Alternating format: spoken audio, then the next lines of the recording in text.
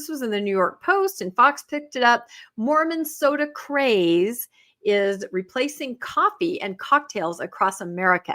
And I think this is the bigger story, and it's kind of interesting. I just had to put this picture here. Only a certain number of you will know that this is Laverne of Laverne and Shirley way back in the mid 70s. And she used to drink milk and Pepsi. Do you remember this, RFM? I do. Yeah, and I think that's the first dirty soda, because a dirty soda is a soda that has all kinds of other ingredients, cream to make it creamier, and fruit and things like that. So I just a shout out to Laverne. She was doing it before any of the rest of it. So the reason that these dirty sodas are sweeping the country, and they literally are.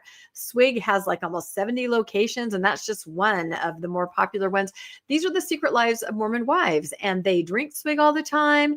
They post about their favorite drink combination, and they keep it in the media. So everybody is very curious, because as Bill's going to go into next, Mormon moment kind of a thing. And what are these Mormons up to? Well, they're drinking soda because of their health code. Everybody seems to be recognizing that this is because of the word of wisdom. And the article kind of says, I'll paraphrase, the beverage known as a dirty soda originated in Utah with the Latter-day-Saint culture, is rapidly expanding across the United States, offering non-alcoholic alternatives to coffee shops and bars. That's why this is so interesting.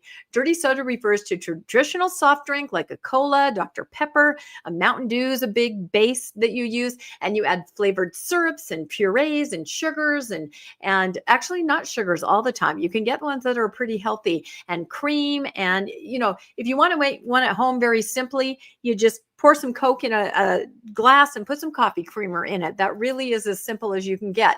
And the trend developed partly because many members of the Church of Jesus Christ of Latter-day Saints avoid alcohol and coffee. And I think they're trying to point out that more than just the drink, they're avoiding going to places where those things are served. So where do Mormons hang out, right? This is a new place. This is a new trend. You can't go to the bars. You can't be seen at Starbucks, even though they do have things there that don't have coffee in them. And so this is where they're going. So Swig and Fizz, different places like that, expanding nationwide. And here's a picture of exactly that. Coffee shop, right? You can't be seen there, even though there are other things that aren't coffee, and certainly not in a bar. So where do you go to hang out? If you're doing your ministering and you're like, hey, you want to just go down to the pub? No. Hey, you want to go to Starbucks? No. But you can say, let's meet at Swig. Let's have my favorite drink, the Founder, and let's talk about come follow me. So it all works. What they're saying is that younger Americans are drinking less alcohol. This is a known stat out there. The next generation is going, we're not going to do that. And consumers want a customizable, Instagram-friendly beverage. As you saw those pictures, right? Hold up my drink. What's my favorite? Look at my recipe here. They love it. And there's rising interest in fun social drinks that don't have caffeine, aren't coffee-based, and they're not alcohol. So I thought this was absolutely fascinating. And I came across, just as I was putting the slides together, a post, somebody not LDS, saying, what's up with this? Mormons and their soda bars, do they have these at home? And the answer was yes. People do have flavored syrups at home.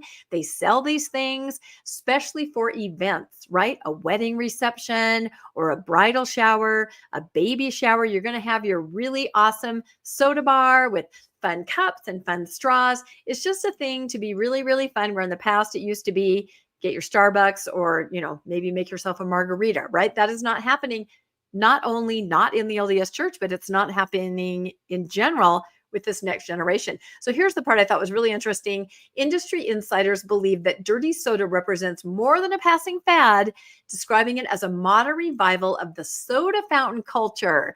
I think most of us are too young maybe to have experienced the soda fountain culture. So here's some retro pictures that it's been adapted for today's preferences. So major beverage companies are also experimenting with similar customizable soda concepts as the trend grows. I was at Chili's just the other day.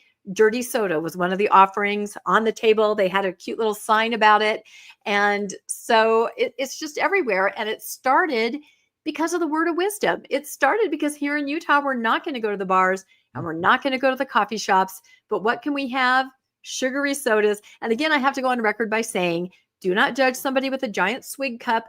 They have revivers. That's my favorite. Refreshers, where it's just sparkling water and fruit, maybe a sugar-free cream base. So it's not necessarily terrible for you. But have either of you ever even tried a dirty soda? Bill, have you tried anything like that? Yeah, I've had the Dr. Pepper with the coconut cream in it. They're delicious. Okay. They're Yep. delicious. I will just say, at this point, science is pretty conclusive that coffee has health benefits Mhm. and soda has none. And the high amounts of sugar we know aren't good for you. Lots of health issues that come from having a diet full of sugar. And we all get alcohol bad, coffee, some pros, some cons, but there are some health benefits out there that science and medical studies have shown. Soda, somewhere in between, better than alcohol, I'm sure, but probably not by much. And yet, the Mormon culture stays away from one thing because a guy in the 1800s said God told him to do so.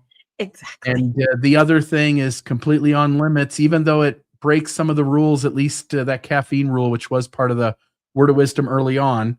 And yet somehow Mormon Church has given everybody a workaround on caffeine and soda drinks. So Yeah. And then there's the Mormon palate, which tends to skew very sweet. I don't know if you guys noticed this, right? Because we were raised on a diet of brownies at the board party, cookies, soda. So even as adults, even when you step away, your palate tends to skew. You want things that are sweet. That's what you're comfortable eating, and you're not comfortable with the other. So soda, these kind of dirty sodas kind of, satisfy that because they absolutely are on the sweeter side. So what about you, RFM? Are there any of these things where you live? Any of these dirty soda establishments?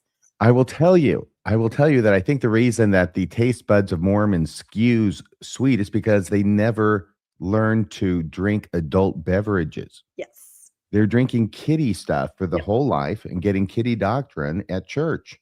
I say that the only thing they need is a jukebox. They need a jukebox. Get jukeboxes in there and let's get those kids dancing. Now, about your question about whether I've had one, whenever I have a dirty soda, I insist that it be filled with Malibu. Really interesting. So, having said that, I need my Malibu.